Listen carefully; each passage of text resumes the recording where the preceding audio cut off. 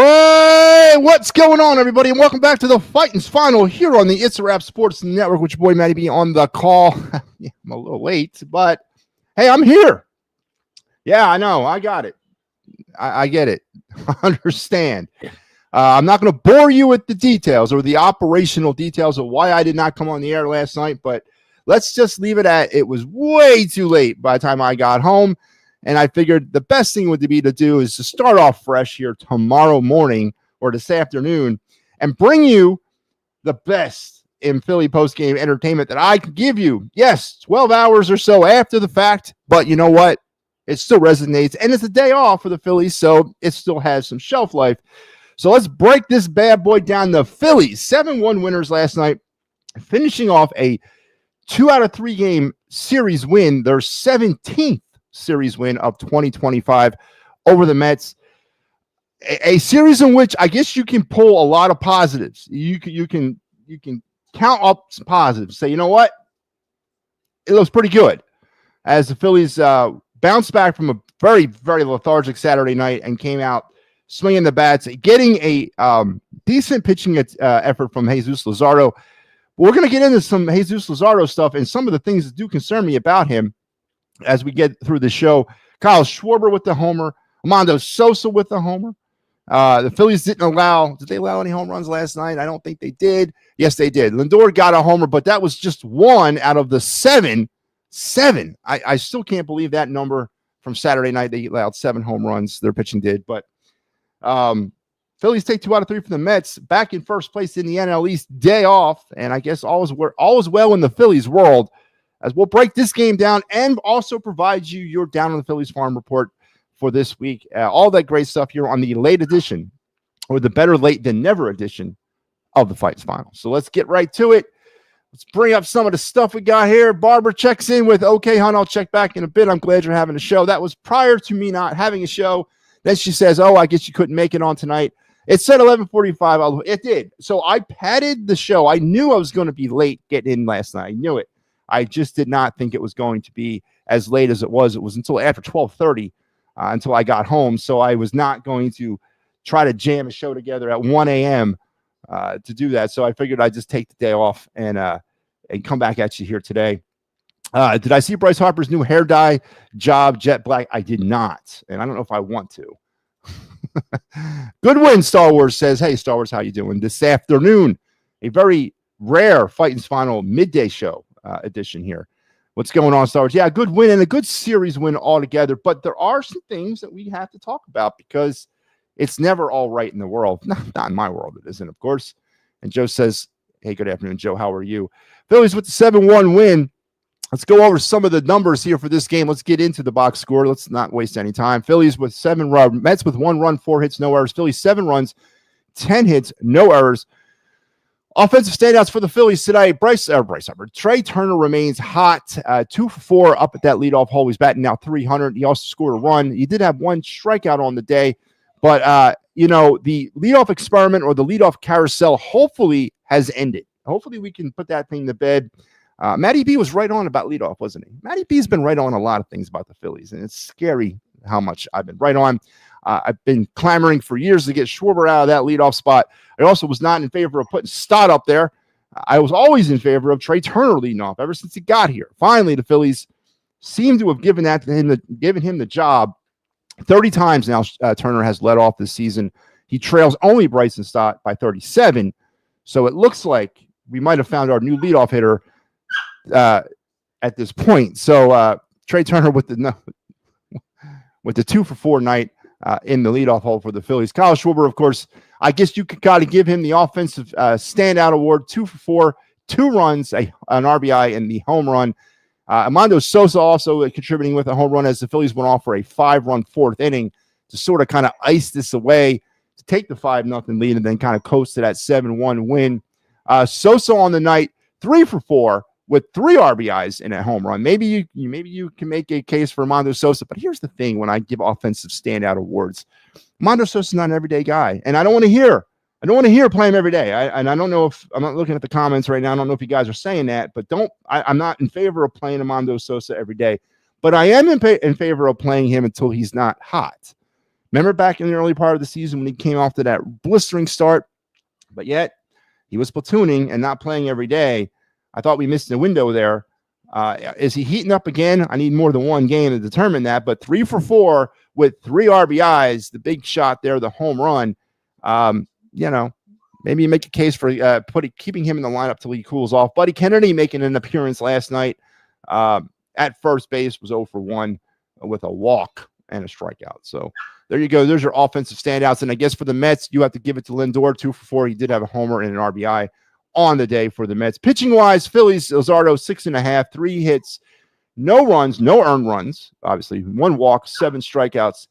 But he did labor through 107 pitches through 6.5. And that's the only thing I'm having problems with Luzardo is the elevated pitch counts in his starts. He throws a lot of balls, and it's June. It's heating up. Now we're kind of in a mode with our rotation as it is, with the uncertainty around Nola. I need fresh arms come October. And Luzardo going out and throwing 107 pitches in 6 innings, or 100 pitches through 5 innings, which he hovers in that area every time he gets the ball. Yes, it might be effective, and it was effective last night. It's concerning to keep an eye on that pitch count, because you're never going to sell me on 107 pitches through 6.5 innings as a smooth start. It's labored, man. That's labored. I got it. He didn't give up the runs, but he threw the balls. Romano comes in for a third of an inning, Lazar an inning, and Strom an inning, and mop-up duty for the Phillies as they got the 7-1 win. Peterson, 4 innings, 6 hits, 5 runs. They were all earned, 3 walks, 4 strikeouts, and 2 home runs. In the losing effort, he gets saddled with the loss. He's now 5-3. Davinsky, Nunez, and Zuber has pitched as well for the Mets. Luzardo with the win. Now he's 7-3 on the season. Scoring summary in this game: Schwarber would get it going in the 4th in that big 5-inning, 4th inning with the homer to make it 1-0. Otto Kemp would knock in Castellanos to make it 2-0, and then Sosa would hit the 3-run bomb to blow it open for the Phillies. 5-0, 5-run 4th. Bone would add a run in the 7th with a sac fly. Castellanos would double, and Schwarber in the 7th as well. They added 2 more in the 7th, and then Lindor with the only offensive bright spot for the Mets in the 8th inning with a home run. And that's how you get 7-1. 7-1 Phillies, man. And all is good. All is good. All is good. I don't like how Sosa got thrown out of second base. Yeah, I mean, being aggressive. Hey, good afternoon, Joe. What's going on? I think we already do that one. Kemp did good and left. Yeah, he did. Listen, Otto Kemp is that spark plug player. We need to move Kemp up. I disagree. Why do we want to do that? I mean, come on, give him a little bit more time to marinate, guys. Let's go, man. I understand he's hot. I don't even know if he's hot. I'm not going to say Otto Kemp's hot. He's effective, right? He's effective. He's doing what he's been asked to do. Play anywhere he wants. And that's the type of player I need. A player that's going to say, I don't care where you put me in the lineup. I don't care where you put me on the field. I just want to be out there and in there. So let's not mess with the juju, man. I mean, let's keep it. But again, consistency, guys. This is the problem with the Phillies. They're not a consistent club. And now the fan base is not being consistent. Let's get some of these guys comfortable. I would love a time in this season where this is the lineup and we're not messing with it. We're not changing it. We're not moving this guy up, this guy down. We're committing ourselves to this lineup. Take us wherever they need to take us. It's one thing that's been missing from this Phillies team for a long time, and that's even going back into 2022 when all this began. It's just not enough consistency around this entire organization. And that's obviously the epitaph to all this, right? If it does not work out, if things don't work out, if all this is for naught and we don't win any World Series through this window of opportunity, the epitaph will be lack of consistency. They just never could get consistent. They never committed to consistency. They never committed to trying to have something work. It was too up and down. And I think that's the last straw here, right? We've tried everything else. Why doesn't Rob go to consistency next? So you know what? This is my lineup. You know what? This is my bullpen. You know what? This is my rotation. And we're going to let it ride from there. Injuries be damned, of course. But I think we leave Otto Kemp where he's at, man. In the 4th, the Phillies batted around. They had a big inning to blow things open for them tonight, and obviously that helped them to the win. D Reels 93 says the Phillies are 4-2 against the Mets, and that's obviously good as we move through this. Try to pad that stat against our divisional opponents. Obviously, the Mets are probably going to be the team that's in this thing at the end, fighting, battling with us for first place. And you get those wins where you can. Good bounce back series against the Mets. The things didn't work out up in Queens back in April, but they have bounced back, and that was a huge bounce back series for them against the Mets tonight or this weekend, winning 2 out of 3 in a crucial series. But I said it back in the week, during the week, it was a watermark series for me and not necessarily the end all be all. Like, I'm not saying that, stamp it, mark it, send it off, deliver it. The Phillies are winning the NL East because they took 2 out of 3 from the Mets back in late June. But this is the type of series that we desperately needed last year around this time, and we did not get. And then things sort of unraveled from there as we kind of churned on through the season in a model of inconsistency. So this is a good sign. It's breaking the trend of last year, and it's getting them, in a good place. The record for June has not been a good month. I mean, overall, so far now for the month of June, the Phillies, I believe, are 11-9 this month. That is not necessarily very good. It's been up and down. It's been 500. Winning 9, losing 9. That's not going to help things. But when you look at the record so far through May, June, and July, they're 30-18. So, I mean, you take it where you can. And also, interesting note, I am now 19-6 as your host of the Fighting's Final. So I'm continuing to run away with this. Not even close, actually. There's not even anybody out there that can touch me at this particular moment in time. But Phillies with the big win, 7-1. And let's head over now to my Broad Street bottom line. Let's knock that thing out because we still got a lot to go over here today. So let's do the Broad Street bottom line.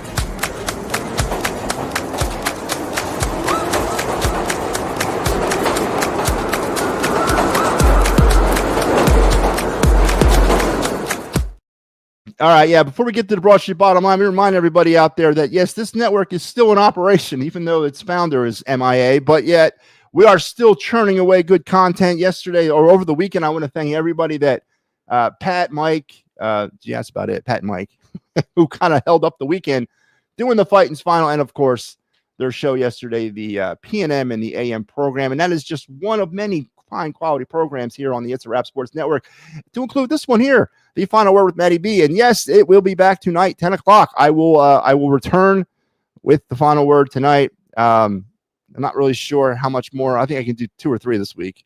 Obviously, we didn't do one last night, but I'll be back tonight at 10 p.m. to do the final word. Every Sunday, as I mentioned, the PNM and the AM program every Sunday morning at 9. Every Friday night, 10:30, Pat Bernard brings you the wraparound. And then every Thursday at 9, Pat and Steve with the attacking third. And more goodness is coming. Just so, get ready. Get ready as we get ready. As we're kind of working our way into that, magical month of October and working our way into the fall, which opens up a whole bunch of other stuff. So more stuff is coming. And yes, I promise I'll be part of it because my schedule will once again regulate. But not yet. Man, it's been tough, man. It's been tough. Speaking of the Phillies final, who does it this coming week? But yeah, I'll put that up there for you right now. Joe Hale. This is from Joe Hale's. I give the people what they want. So here you go. This is the Fighting's Final for the week. Got the Astros coming up here tomorrow. As I mentioned, today's the day off. Astros tomorrow. It'll be Steve on Tuesday, Pat on Wednesday, and I will be back here with you on Thursday to bring you the Fighting's Final. So there you go. There's the Fighting's Final schedule for the week. Astros, another big series for the Phillies against another quality opponent. So we'll see how they do against them. So that's your Fighting's Final for the week. Let's go around the bases and talk some Major League Baseball scores.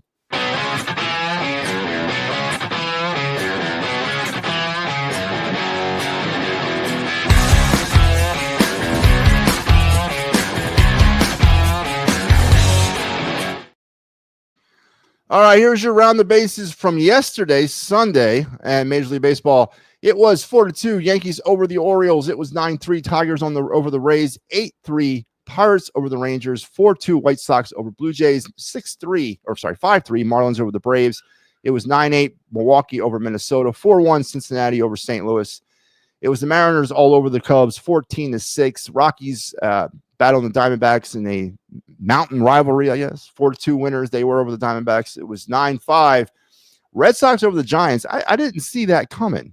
They already the Red Sox and Giants pulled off that big trade last week, and I didn't even notice they were playing each other. And I think Devers hit a home run that game. 3-0 Guardians over the A's. It was 8-7 Astros over the Angels. It was 3-2 Padres over the Royals, and it was 13-7 Dodgers all over the Nats. And there you go, around the bases for yesterday, Sunday in Major League Baseball, and kind of catching everybody up. Phillies 7-1 winners, 2 out of 3 over the Mets. They are moving themselves now to a healthy 47-31 mark so far for the season. Again, as I mentioned, they are 11-9 in the month of June. That's got to get better. The home runs, listen, the 7 home runs the other night was just ungodly. And I know there was a lot of backlash on Mick Abel. And other than the home runs, I thought he pitched pretty damn well. But obviously, that's got to clean itself up. But this staff, and I'm not blaming Abel for this, but this staff has been giving up a lot of home runs over the last, almost 2 halves of baseball. It was the second half last season, they gave up 118. So far through the first half of this year, the Phillies pitching staff has given up 84 home runs. So they're allowing close to over 1 a game so far through 78 games, as we are closing in on the halfway mark. I can't friggin' believe that either. We are 79. We're 3 games away from the literal official halfway point of the season, game 81. And God, where is it gone? But through 78 games, the Phillies have given up 84 home runs. Last season, through 81 games, in the second half, they gave up 118. And I know Al came on here, I think, during our postseason review show, and telling me that part of that 118 was due to some inconsistency at the 5-hole. Well, what's the 84 about? Because that's a number I can't live with. 84 home runs surrendered by the Phillies pitching staff through 78 games is not a number that you can feel good about or comfortable about or have faith in, because that's sort of been the bugaboo against this team for the second half of last year and into the first half of this season. And they got to find a way to keep the ball in the goddamn yard. If there's a negative connotation at all about the Phillies starting rotation or about the Phillies pitching as a whole, it's the home runs. They just give up way too many of them. They got to find a way to keep that goddamn ball in the yard. And obviously Saturday night was not the way you do it, giving up 7 home runs. And then they gave up 1 more tonight. So again, we got to find a way to try to keep that baseball in the yard. But 7-1 winners, 2 out of 3 from the Mets. They get a day off. They went, I think, 9 straight days with games. They were 7-2 through that stretch. All positive things as the Phillies gear up for the gut run of the summer. As things are, I don't know where you guys are in the world, but it's like 105 where I'm at today. It's freaking hot. I mean, we go from last week. Well, actually, last week, my ass, like 3 days ago, it was in the 40s. And now here I am sitting in 105-degree heat. So if you guys are where I'm at or anywhere in the area that's suffering right now through some oppressive heat, stay hydrated, please. Thoughts on Abel Stars. So, Joe, from a guy that kind of was DOA, we drafted him in 2020. Languished in the Philly minor league system for over 5 seasons. Was kind of thought about or forgotten about as a bust. It really struggled going from level to level, really struggled at the levels that he was at. Last season, I thought it was a do or die type season for him in minor league baseball at AAA. I thought that the Phillies were in a position last year where they needed to know what they had in Mick Abel, and it wasn't necessarily a good thing. And then somewhere halfway point, quarter point of last year, it wasn't working. But then all of a sudden, it started to click. Now, he was still giving up a lot of homers. He was still giving up a lot of hits. But what he was doing, he was staying in games. He was eating innings, and he was striking out batters at an epic clip through the back half of last season in AAA. And I took notice to that. Doing that down in the Phillies farm segment, he showed up on a lot of pitcher of the week because of those massive strikeout numbers that he was accumulating down in AAA. The velocity was back under control. That was his thing. He couldn't control. Command and control was his issue, but he kind of got that wrangled in. Rode the wave into this year, deserved the call up. And I think so far, you know what? I'm okay with it. I think he's a serviceable starter. He's a quality guy. He's still learning. He's still figuring things out. But the Phillies were at a point with him this year. It was do or die with friggin' Mick Abel. Whether he's going to make it here and be part of this or trade him. One or the other had to happen for him this season. And so far, I'm okay with it. I really am. And I know with the uncertainty with Nola, there might be a lot more asked of Mick Abel to get through this season. And I think he can handle it. And I'm okay with him getting the ball every fifth day until further notice. He's had his ups, he's had his downs. The home runs are up, but he still kind of keeps you around in games. And even yesterday, with the home runs, other than that, now you pitched pretty damn well. And I know they pulled him, and I would have kept him out there because as a young pitcher, you need to learn how to deal with that adversity. But Thompson in his friggin' infinite wisdom decided to yank him. But I'm okay. And I want to see more of Mick Abel. And I think he's deserved the opportunity to be seen more. So I'm absolutely okay with his starts this season so far. And again, it's good to see him getting that chance because I thought it was definitely time for that. So, all right, let's get into it's Monday, but it's the Sunday show. So that means it's time for some Phillies minor league stuff. We go down on the Phillies farm every Sunday on every Sunday show, and we give you the best. We report on what's happening down there at the lower levels. This show has introduced names into the lexicon like Otto Kemp, Gabriel Racones Jr., Mick Abel, Andrew Painter. We've talked about them all, and it's nice to see some of them getting their opportunity with the big club. But let's go. Let's head on down to the Phillies farm. Let's go down into the rookie leagues or the Florida Complex League with the FCL Phillies. Not a good week for the old FCL Phillies this week. 0-5, 11-26 on the season. Your player of the week is Juan Villavicencio, the shortstop, 4 games, 6 hits, 2 runs, a homer, and 3 RBIs. Your pitcher of the week. I can't see that because of the stupid thing. Let's get rid of that. Your pitcher of the week is Egilio Arias. 2 games, no wins, 4 hits, or 4 innings, a earned run, 6 strikeouts, 3 walks, and 2.25 ERA. Again, not a good week for the old rookie league fighting FCL Phillies. They were 0-5, 11-26 now on the 2025 campaign. On the Clearwater and the Thrashers down there at low A, 4-3 was their record for the week. They are now 37-31 on the season as we're coming up on the first half of minor league baseball. I'll explain what that means in a second. Your fielder of the week is Brady Day, a 2024 draft pick by the Phillies. Shortstop, 4 games, 2 hits, 3 runs, a homer, and 3 RBIs. Been showing up a little bit. I think this is the second time we talked about him this year.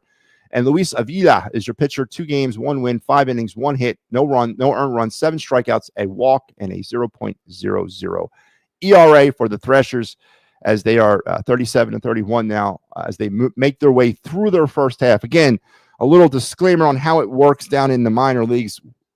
Low A up to triple A. Rookie leagues doesn't work like this. They only have 1 half. But minor league baseball is broken into 2 halves. They have a first half champion and they have a second half champion. And basically in your division, that's how it goes. So I don't know the exact game number, but they'll crown a first half champion at some point here soon per division. Then they'll reset everybody for the second half. Everyone goes back to 0-0. And then you'll get a second half champion. And then those champions, the first half champion and the second half champion, play each other in the playoffs. And then the winners of those go on to play for the league championship. So that's how that works in minor league baseball. Don't blame me. I didn't make it up, but that's how they do it. And right now, the Thrashers are 37-31 throughout the young season. Up to high A now to the Jersey Shore Blue Claws. Zach Arnold, he's a 2023 draft pick, by the way, by the Phillies. Shortstop, 2 games, 2 hits, 1 run, and no homers and no RBIs. Mavis Graves, your pitcher, 1 game, no wins, 5 innings pitched, 4 hits, 5 earned runs, 6 strikeouts, a walk, and a illustrious 9.00 ERA. Not a good statistical week for the Blue Claws as they went 1-3, 25-40 now on the season are your Blue Claws. On the Double A, and with the Reading Fighting Phils, Alex Binilis is your player of the week. First baseman, 6 games, 7 hits, 4 runs, 2 homers, and 4 RBIs. And the much highly touted 78th overall prospect in all of Major League Baseball, Juan Cabrera. A game, no wins, 5.1 innings of pitch, 7 hits, 3 earned runs, 8 strikeouts, 1 walk, and a 5.40 ERA is your pitcher of the week. 2 and 4 were the fighting finals. Yeah, fighting Phils on the week. 24 and 41 so far on the season. And then our final stop, as always, AAA with the Lehigh Valley Iron Pigs. Rodolfo Castro making a return back-to-back weeks as your fielder of the week. 5 games, 5 hits, 2 runs, a homer, and 3 RBIs for Castro. And again, I do have some sort of ethical concerns with putting Castro on this because he's not really a prospect. He's more of a career minor leaguer. But you know what? The numbers, I'm going to let him speak for themselves. As he had another good, I think he's had 10 RBIs over the last 2 weeks for the Iron Pigs. But again, I don't really view him much as a prospect, more as a career minor leaguer. And Andrew Painter, man, good to see him back on this. We haven't really talked about Andrew as more as a pitcher of a week.